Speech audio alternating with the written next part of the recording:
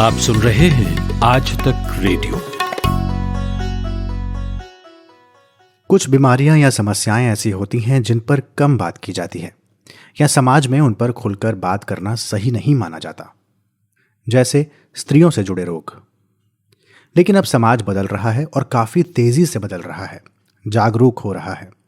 जैसे देखिए, मैं आज स्त्रियों की समस्याओं पर एक स्त्री विशेषज्ञ से बात करूंगा। जब मैंने स्त्री विशेषज्ञ से आपके सवालों को पूछने के बारे में सोचा तो थोड़ा हिचक हुई। क्या मेरा बात करना सही होगा? अगर फीमेल ही फीमेल गायनोकोलॉजिस्ट से बात करे तो ज्यादा सही नहीं है? शायद ज्यादा सही भी होता, लेकिन फिर दूसरा ख्याल आया कि कौन पूछे ये जरूरी नहीं है। जरूरी ये है कि समस्याओं पर हम खुलकर बात करें। और वैसे भी आज की चर्चा का काफी हिस्सा पुरुषों से भी जुड़ा हुआ है। हेलो डॉक्टर में आज बात इनफर्टिलिटी, पीसीओडी, फाइब्रॉइड जैसी समस्याओं पर।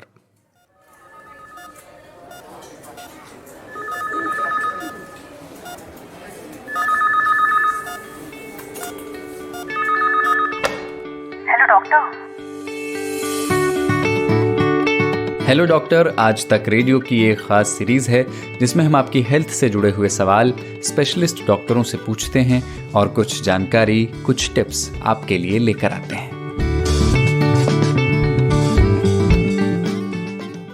नमस्कार, हेलो डॉक्टर के इस अंक में आपका स्वागत है। मेरा नाम है अंजुम शर्मा और आज के कार्यक्रम में हम बात गायनोकोलॉजिकल डिजीज के बारे में करेंगे। गायनोकोलॉजी मेडिकल साइंस की वो ब्रांच होती है जो स्त्रियों से संबंधित विशेष रोगों या विशेष अंगों से संबंधित रोगों और उसके इलाज से जुड़ी होती है। इस ब्रांच के डॉक्टर्स को गायनोकोलॉजिस्ट कहते हैं। आज हम जिन गायनोकोलॉजिस्ट से बात करेंगे उनका नाम है डॉक्टर प्रेरणा गुप्ता। डॉक्टर प्रेरणा गुप्ता ने एम्स से पढ़ाई की, वहाँ गोल्ड मेडल मिला, कॉमनवेल्थ स्कॉलरशिप पर ब्रिटेन गई और इनफर्टिलिटी समस्या और आईवीएफ तकनीक पर स्पेशलाइजेशन हासिल की। लगभग 15 सालों तक एम्स में अपनी सेवाएं देने के बाद फिलहाल वो दिल्ली में ही पेशेंट्स को देखती हैं। डॉक्टर प्रेरणा गुप्ता, बहुत बहुत स्वागत है आपका हमारे इस कार्यक्रम में। थैंक यू, धन्यवाद अंजुम, आपका मुझे यहाँ बुलाने के लिए। डॉक्टर गुप्ता, मेरा पहला सवाल यही है आपसे कि आपके पास जब पेशेंट्स आते हैं तो कौन कौन सी ऐसी कॉमन प्रॉब्लम्स हैं जिसका इलाज करते हुए आपको लगता है कि ये समाज में या सोसाइटी में बहुत तेजी से बढ़ रही हैं? तो जैसे आप जानते हैं कि एक स्त्री विशेषज्ञ, मतलब मुझे लगता है कि एक वुमेन के साथ, एक फैमिली के साथ एक लंबे टाइम तक अटैच होती है। बिकॉज आप एक स्त्री विशेषज्ञ है, वही आपके बच्चे को डिलीवरी कराएगी, वही आगे ग्रो करे, वही आगे आपके मतलब आगे के इश्यूज आएगी। तो अगर हम डिवाइड करें कि कब कब हम यूजुअली वुमेन को देखते हैं, तो मेरे पास एडोलेसेंट्स भी आते हैं, मेरे पास रिप्रोडक्टिव एज ग्रुप के जो 25 से 40 साल की उम्र में जो बच्चा प्लान कर रहे हैं या प्रेगनेंसी है वो आते हैं, और एल्डरली एज ग्रुप जो 40 साल के ऊपर, जो उन्होंने जब उनका प्रेगनेंसी मतलब फैमिली कंप्लीट हो गई है और उसके बाद जो उनको इश्यूज आ रहे हैं उसके लिए भी आते हैं। तो मैं अगर एक पर्टिकुलर एज ग्रुप लूँ तो सबसे पहले एडोलेसेंट्स जो मेरे पास आते हैं, एडोलेसेंट जो हम एज कहेंगे, वो कहेंगे कि 15 साल से ज्यादा उम्र के जो बच्चे हैं वो कब मेरे पास ज्यादातर आते हैं। तो जो मैं देख रही हूँ मेनली आजकल इंडिया में पॉलीसिस्टिक ओवरीज की प्रॉब्लम है, वो काफी बढ़ गई है compare to rural population. Urban population जो है उसमें पीसीओएस हमने लास्ट 10 इयर्स में काफी इंक्रीज देखा है। अगर मैं आपको कहूंगी कि पहले मैं अपनी ओपीडी में अंदाजन एक दिन में 2 या 3 बच्चे पॉलीसिस्टिक ओवरीज के देखती थी, तो आजकल मैं एज हाई एज 8 to 10 बच्चे भी पॉलीसिस्टिक ओवरीज के अपनी ओपीडी में देखती हूँ। पॉलीसिस्टिक ओवरीज जो बढ़ रही हैं उसका मेन कारण हमारी लाइफस्टाइल है, the way our food and the way our lifestyle habits have changed. इसके बारे में हम और आगे डिस्कस करेंगे। उसके बाद जो सेकंड जो प्रॉब्लम्स होती है जो एडोलेसेंट्स में, इरेगुलर साइकिल्स, डिलेड प्यूबर्टी होना, जो पहले भी हमें दिखती थी वो अभी भी नजर आ रही है। अभी आजकल थोड़ा सा अवेयरनेस ज्यादा बढ़ गया है, तो मैं ये कहूंगी कि पेरेंट्स अब गायनेकोलॉजिस्ट के पास जल्दी लाते हैं। पहले अगर बच्चों में डिलेड प्यूबर्टी होती थी या फिर इरेगुलर पीरियड होते थे, तो कई बार ऐसा होता था कि बिकॉज ऑफ या तो बच्चों में थोड़ी हिचकिचाहट होती थी या पेरेंट्स में हिचकिचाहट होती थी एक गायनेकोलॉजिस्ट के पास जाने के लिए। तो वो थोड़ी सी आजकल मैं देखती हूँ कम है, जल्दी ट्रीटमेंट सीख करना, एटलीस्ट इन अर्बन पॉपुलेशन में जरूर देखती हूँ। फिर एक रिप्रोडक्टिव एज ग्रुप जो 25 से 40 साल की उम्र है, इसमें जो मोस्ट प्रोबेबली जो गायनेकोलॉजिस्ट हम देखते हैं वो प्रेगनेंसीज तो देखते हैं, लेकिन साथ में हमने फर्टिलिटी इश्यूज की, मतलब प्रेगनेंसी ना होने की प्रॉब्लम्स, कंसेप्शन होने में इश्यूज आने का, ये भी हम काफी इंक्रीज देखने लग गए हैं। इसका जो मेन कारण है वो यही है कि हमारी शादी आजकल लेट हो रही है। आजकल more and more women are career oriented, तो जब तक पढ़ाई खत्म होती है, पहले हमारी पढ़ाई 20-21 साल में जब ग्रेजुएशन हो जाता था तभी खत्म हो जाती थी। आजकल पोस्ट ग्रेजुएशन होता है, फिर सुपर स्पेशलाइजेशन होता है, फिर आप करियर जॉब खोजते हैं, उसमें भी प्रमोशन का वेट करते हैं। तो शादी जो पहले 20-21 साल की उम्र में होती थी वो 28-29 साल की उम्र में हो रही है नॉर्मल एज। उसके बाद शादी के तुरंत बाद आप उस टाइम करियर में होते हैं तो आप 1-2 साल वेट करते हैं। जो प्रेगनेंसीज हैं वो मोर देन 30s में प्लान करी जा रही हैं। तो जैसे जैसे एज बढ़ती जाती है, चांसेस ऑफ कंसीविंग कम होते जाते हैं। आपका रिप्रोडक्टिव एज ग्रुप जो पहले हमारे पास 20 से 40, 20 साल का उम्र का टाइम था जिसमें हम बच्चा प्लान कर सकते थे। पहले लोग 30 साल की उम्र में ही अपनी मतलब फैमिली कंप्लीट करते थे, अब 30 साल में सोचना शुरू करते हैं। तो जो हमारे पास टाइम टू कंसीव होता है वो सिर्फ 4-5 साल बचते हैं। तो उसकी वजह से भी हम देखते हैं कि फर्टिलिटी इश्यूज काफी बढ़ रहे हैं। और ये वुमेन में भी नहीं, मेल फर्टिलिटी इश्यूज, मतलब कि मेल पार्टनर की इश्यूज में, सीमेन में प्रॉब्लम आने की वजह से भी काफी हमें इश्यूज देखे जा रहे हैं। और जो मेल फर्टिलिटी इश्यूज हैं उसमें एक जो मेन रीजन हमें नजर आ रहा है वो एनवायरमेंटल फैक्टर्स हैं, कि जो पोल्यूशन के लेवल्स हैं, जो रूरल पॉपुलेशन में पेस्टिसाइड्स, फर्टिलाइजर्स का, केमिकल्स का यूज हो रहा है, उसकी वजह से जो आप देख सकते हैं जो 20 साल पहले इंडियन स्पर्म्स की गुणवत्ता थी वो शायद अब नहीं रही है। तो वहां पर भी काफी डिक्लाइन आ रहा है, जल्दी मीनोपॉज आ रहा है, जल्दी नंबर ऑफ एग्स वुमेन में खत्म हो रहे हैं। तो दोनों के जो फर्टिलिटी पैरामीटर्स हैं वो भी थोड़े से कम होते जा रहे हैं। तो इस एज ग्रुप में हमने फर्टिलिटी इश्यूज काफी देखे जाते हैं। फिर सेकंड जो प्रॉब्लम हमारे पास होते हैं, जो इन्फेक्शन, पीआईडी की प्रॉब्लम्स होती है, उसके साथ भी काफी हमारे पास इस एज ग्रुप में पेशेंट आते हैं।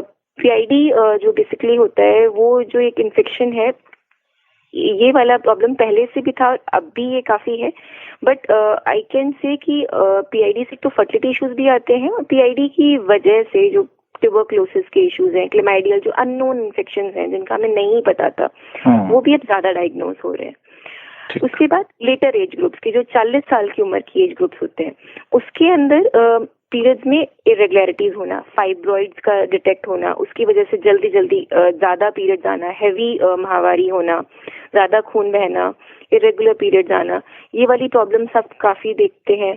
उसके बाद कैंसर्स, जो पहले सिर्फ वेस्ट की प्रॉब्लम होती थी, जो एंडोमेट्रियल कैंसर, ओवेरियन कैंसर, ये वाले कैंसर्स इंडिया में कंपैरेटिवली कम थे। इंडिया में सर्वाइकल जो बच्चेदानी के मुंह का कैंसर होता है, सर्वाइकल कैंसर, वो सबसे कॉमन था। बट जैसे जैसे इंडियन लाइफस्टाइल भी टुवर्ड्स वेस्ट जाती जा रही है, तो ये वाले कैंसर्स जो होते हैं, एंडोमेट्रियल कैंसर्स, ओवेरियन कैंसर्स, जो पहले इंडियन पॉपुलेशन में इतने नहीं होते थे, इनकी भी अब ज्यादा हमें दिखाई दे रहा है। ठीक है। तो एक गायनेकोलॉजिस्ट काफी चीजें आजकल नहीं देख रहे हैं जो पहले नहीं थी।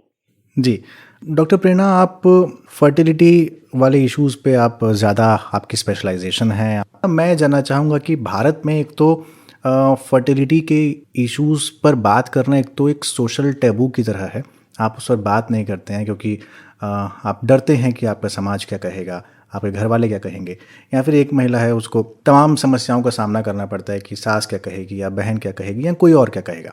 इन सब के बावजूद आपके पास अब पेशेंट्स तेज़ी से बढ़ रहे हैं। मैं जानना चाहूँगा एक तो इनफर्टिलिटी के जो आज के समय में रीजंस हैं, मेल और फीमेल, आप उनके बारे में थोड़ा सा बताएं और उनसे कैसे बचा जाए उनके बारे में भी थोड़ा सा बताएं। जरूर। तो फर्टिलिटी देखिए, जब हम इंडिया की बात करते हैं, जो इंडिया एक हाईली पॉपुलेटेड कंट्री है और इंडिया एक यंग पॉपुलेशन है। इंडिया की जो पॉपुलेशन है वो जो अगर हम देखें तो उसका इंडिया का ऑलमोस्ट 30-40% जो पॉपुलेशन है वो रिप्रोडक्टिव एज ग्रुप में है, वो 25 से 40 साल की उम्र का एज ग्रुप है।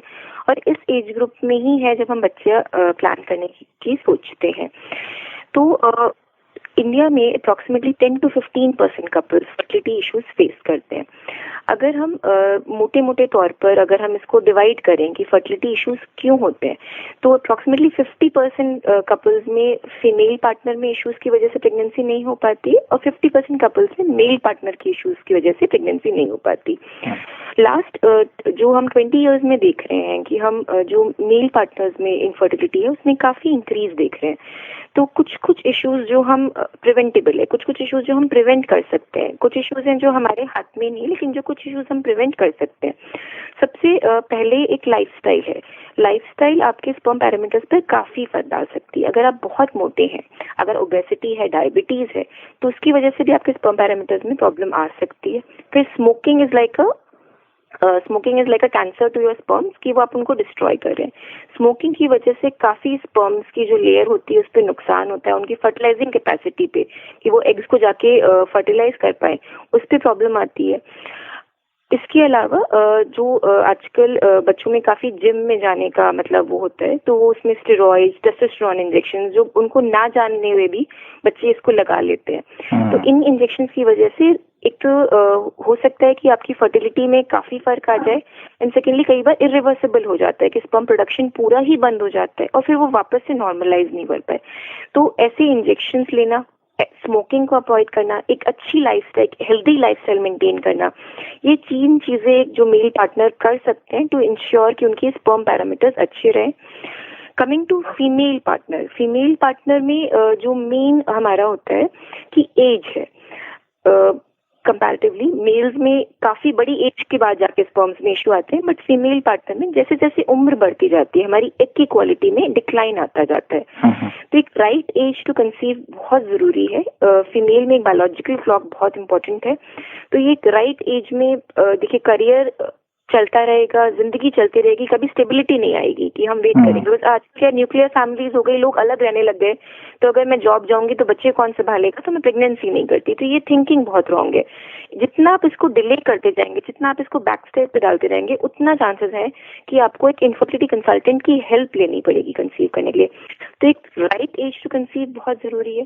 सेकेंडली जो ये इन्फेक्शन होते हैं, जो PID के इन्फेक्शन होते हैं, तो कई बार क्या होता है कि लोग इनको नजरअंदाज कर देते हैं कि ठीक है थोड़े दिन हम देख लेते हैं, वो बहुत लेट डॉक्टर के पास जाके ट्रीटमेंट लेते हैं।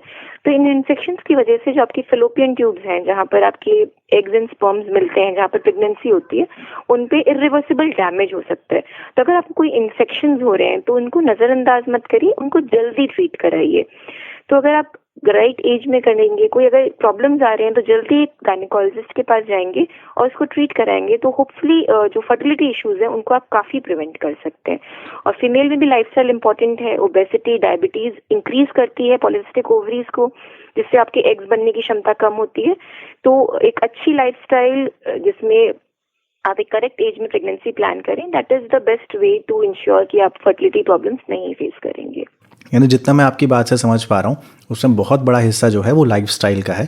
आप अच्छी लाइफस्टाइल अगर अपनाएंगे तो आपकी जो प्रॉब्लम्स हैं वो आधी अपने आप खत्म हो जाएंगी। जरूर। हाँ, तो आपने मैम अभी PID के इन्फेक्शन की बात की, और ये पहले भी आप जब बता रहे थे तभी बात की थी। तो इस इन्फेक्शन से कैसे बचा जा सकता है? क्या गायनेकोलॉजिस्ट के पास जाना ज़रूरी है, या फिर आपको जब इसका पता लगता है, आपको पेन होता है या जो भी होता है, तो उस दौरान आप कुछ घरेलू उपचार भी कर सकते हैं? देखिए जो पेल्विक इन्फ्लेमेटरी डिजीज, PID का जो फुल फॉर्म है पेल्विक इन्फ्लेमेटरी डिजीज, तो जो हमारी बेसिकली हमारा जो फीमेल जो जेनेटिक सिस्टम है उसको हम डिवाइड करते हैं, एक अपर सिस्टम में, एक लोअर सिस्टम में। तो नीचे का जो हमारा सिस्टम होता है तो उसमें इन्फेक्शन होता है, तो यूजुअली वो जो होता है एक सिंपल एंटीबायोटिक कोर्स से ठीक हो जाता है। बट कंपैरेटिवली अगर ये इन्फेक्शन ट्रीट नहीं करा जाता है और ये आगे तक फैलता जाता है, आपके यूट्रस और ट्यूब्स तक पहुंच जाता है, तो ये फिर लॉन्ग टर्म डैमेजेस और स्कारिंग कर सकता है। तो बेसिकली आप PID से बच कैसे जाए, जो इन्फेक्शन है, जो PID करते हैं इन्फेक्शंस, इनसे कैसा बचा जाए? तो इसमें बेसिकली जो प्रॉब्लम है वो इंडियन जो अर्बन पॉपुलेशन में भी, जो रूरल पॉपुलेशन में वो है कि बेसिक एम्यूनिटीज का होना, कि आपको एक साफ स्वच्छ टॉयलेट मिलना जहाँ पर आप रोज नहा पा रहे हैं, या फिर आपका मेंस्ट्रुअल हाइजीन, कि आप जो आपको चेंज करने के लिए पैड्स वगैरह मिल रहे हैं, इवन इफ आप साफ कपड़ा भी यूज कर रहे हैं। तो ये जो मेंस्ट्रुअल हाइजीन है, ये सब चीजें बहुत इंपॉर्टेंट होती हैं PID को प्रिवेंट करने के लिए।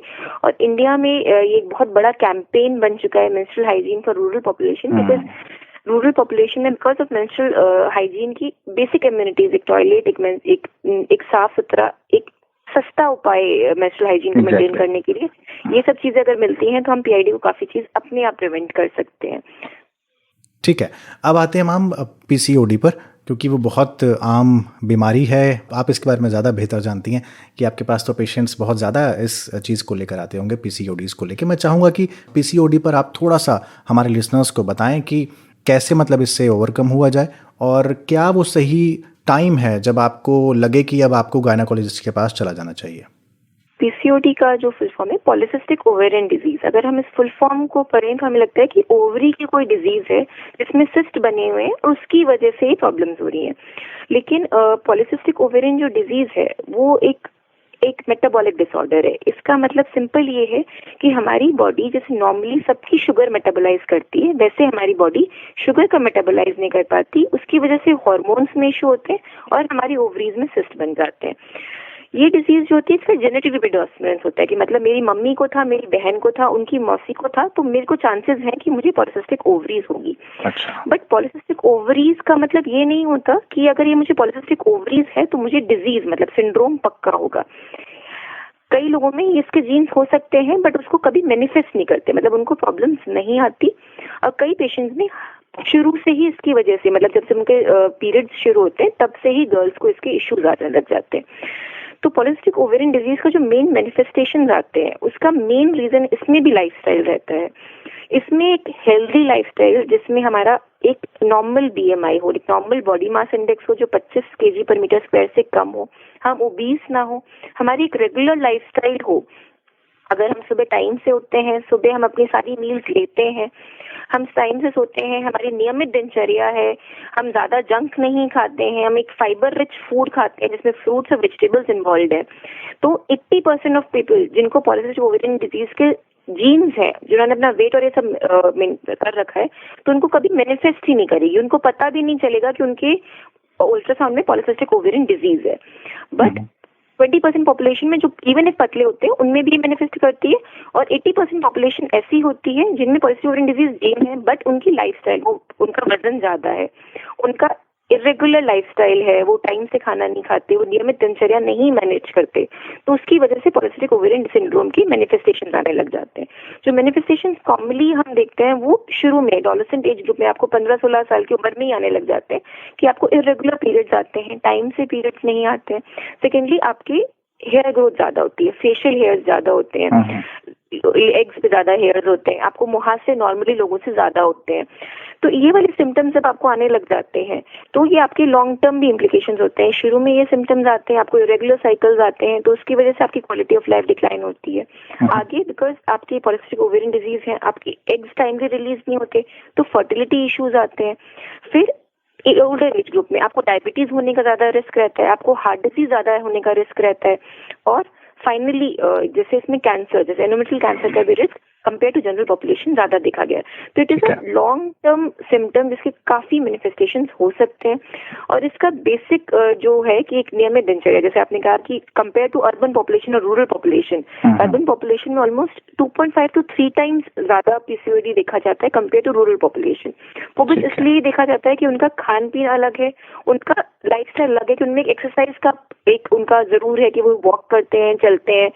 आजकल के जो बच्चे हैं वो सेडेंटरी लाइफस्टाइल जी रहे हैं, उनकी नियमित दिनचर्या नहीं है, तो हमें कंपैरेटिवली काफी ज्यादा दिखा जा रहा है।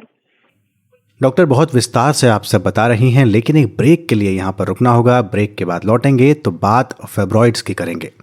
आज तक रेडियो सुन रहे हैं आप, सुनता है सारा जहां। आज तक रेडियो अब सुनिए आज तक की मोबाइल एप्लीकेशन पर भी। प्ले स्टोर से आज तक की मोबाइल ऐप डाउनलोड करें।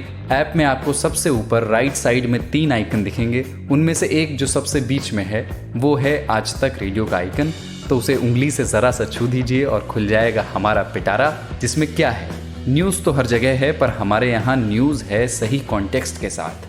खबर तो आ गई पर खबर से आगे की बात क्या है, उसका एनालिसिस आपको हमारे यहाँ मिलेगा।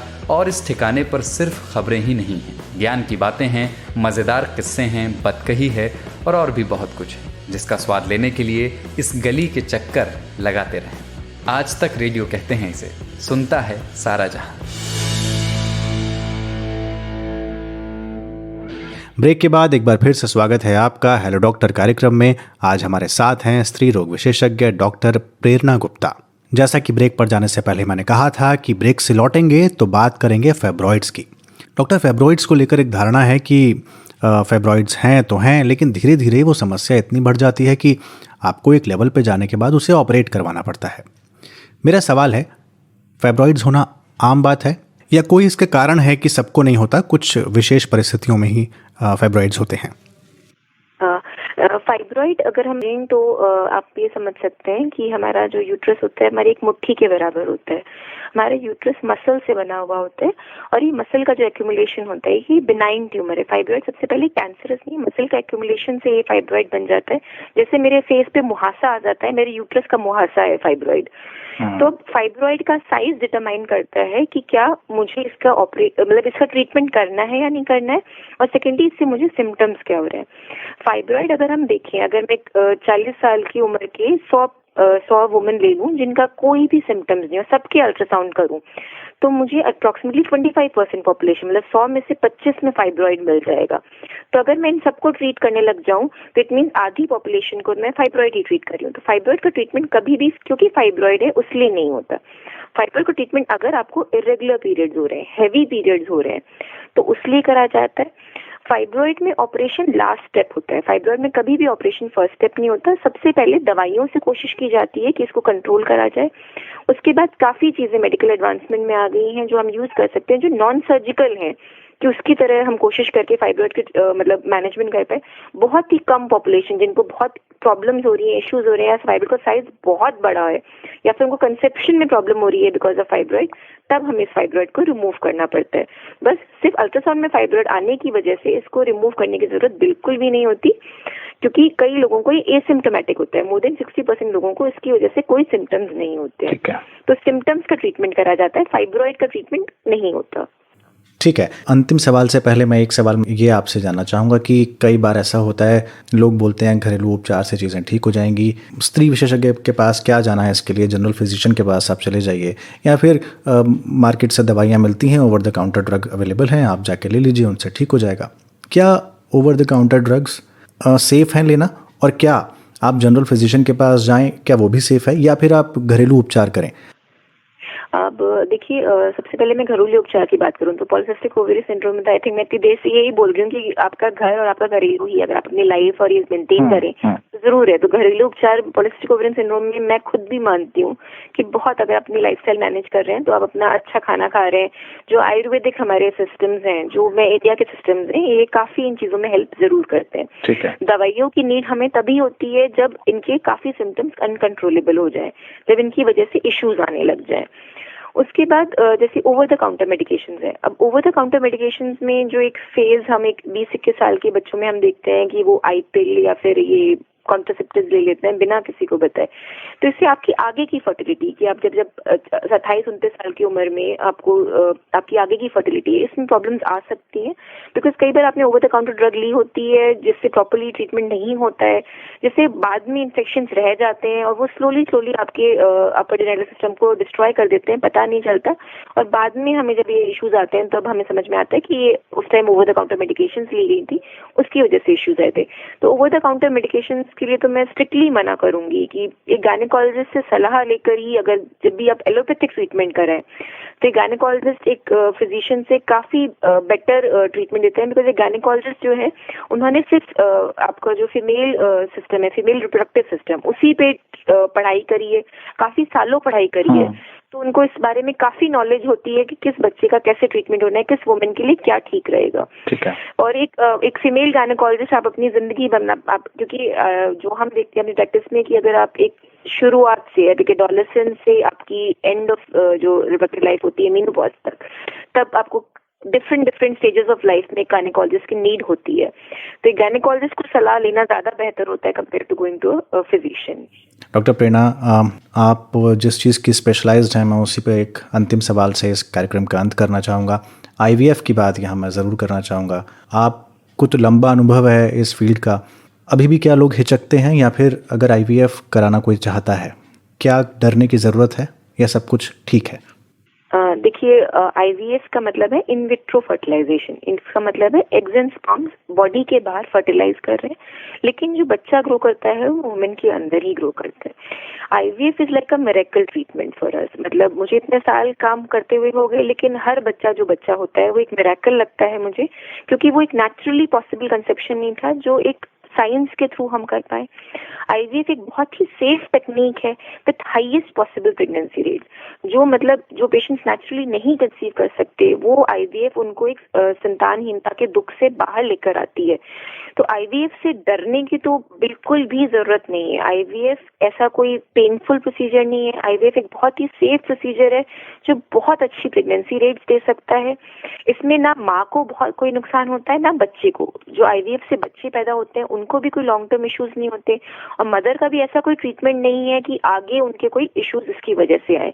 तो एक बहुत ही सेफ पेनलेस ट्रीटमेंट है, और जब जरूरत है तो इससे हिचकिचाए नहीं। जैसे मैंने आपको बताया है कि जैसे एज बढ़ती जाएगी तो हर ट्रीटमेंट की सक्सेस रेट कम होती जाती है। तो IVF भी एज पे डिपेंडेंट है। अगर आप इस ट्रीटमेंट में डिले करते हैं, अगर आप सोसाइटल प्रेशर्स में आते हैं, आप सोचते हैं मैं 2 साल बाद 3 साल बाद इसको ट्राई करूंगा, तो हो सकता है कि जो आप आज एक बच्चे का सुख ले पाते वो 3 साल बाद आप नहीं ले पाते। तो जब जरूरत है तो इस ट्रीटमेंट से बिल्कुल भी डरने की जरूरत नहीं है। ये बहुत ही सेफ अच्छा ट्रीटमेंट है, और ये अब ऑलमोस्ट 40 इयर्स से पूरी दुनिया में यूज कर रहा है। जैसे आपने खूब इसके बारे में सुना होगा कि बड़े लोगों ने, डायरेक्ट ओबामा तक के बच्चों जो हैं वो IVF तकनीक के द्वारा हुए हैं। तो इस ट्रीटमेंट से डरने की बिल्कुल भी जरूरत नहीं है। बहुत बहुत शुक्रिया डॉक्टर प्रेरणा गुप्ता हमसे बातचीत करने के लिए। आपने बहुत विस्तार से समझाया इन तमाम चीज़ों के बारे में, गायनेकोलॉजिस्ट के सामने क्या क्या कैसे पेशेंट्स आते हैं, महिलाओं से संबंधित क्या क्या बीमारियां होती हैं, उनके इलाज क्या हो सकते हैं और किस इलाज को कैसे करें और लाइफस्टाइल अपना कैसा रखें। आपने बहुत विस्तार से इन सब चीज़ों की जानकारी हमारे लिसनर्स को दी। आपका बहुत बहुत शुक्रिया हमारे लिए समय निकालने के लिए। Thank you, thanks a lot for inviting me. मुझे बहुत अच्छा लगा कि मैं यहाँ पर आकर थोड़ी सी इंफॉर्मेशन दे पाई। नहीं, आपसे ज़रूर एक बार फिर से कभी एक किसी पर्टिकुलर टॉपिक पर आपसे विस्तार में अलग अलग बातचीत हम कर सकते हैं, और वो ज़रूर हम आने वाले समय में करेंगे। ज़रूर, thank you, thanks a lot.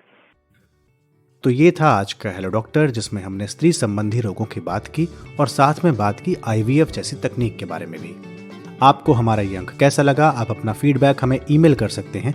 हमारा ईमेल पता है radio@aajtak.com। यदि आप भी डॉक्टर से कोई सवाल पूछना चाहते हैं, यदि किसी विषय पर आप ये चाहते हैं कि हम उस विषय पर चर्चा करें, तो वो भी हमें लिखकर ज़रूर भेजें अपने नाम और पते के साथ। ईमेल पता वही है radio@aajtak.com। अगले मंगलवार फिर से हाजिर होंगे आपकी हेल्थ से जुड़े नए सवालों और उनके जवाबों के साथ। तब तक के लिए मुझे यानी अंजुम शर्मा को दीजिए इजाज़त और अपनी सेहत का ख्याल रखिए। नमस्कार।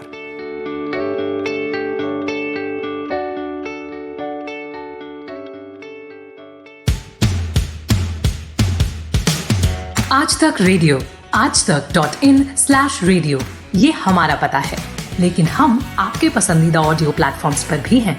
Google podcast, Apple podcast, Spotify, Jio Saavn जैसे ठिकानों पर भी आप हमें सुन सकते हैं। और अगर YouTube आपकी पसंदीदा जगह है तो वहां पर भी हमें सब्सक्राइब कीजिए। आज तक रेडियो सुनता है सारा जहां।